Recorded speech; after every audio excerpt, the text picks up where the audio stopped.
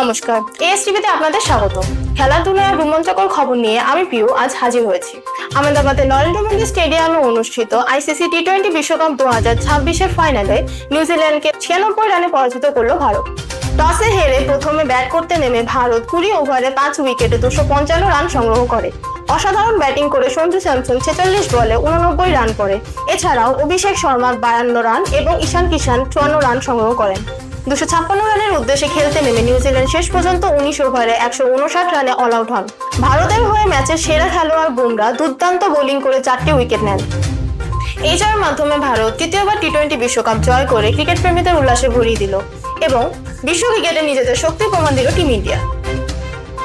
আজকের মতো এ পর্যন্তই। সঙ্গে ছিলাম আমি পিউ। খেলার দুনিয়ার সব রোমাঞ্চকর খবর পেতে দেখতে থাকুন এএসটিভি। ধন্যবাদ।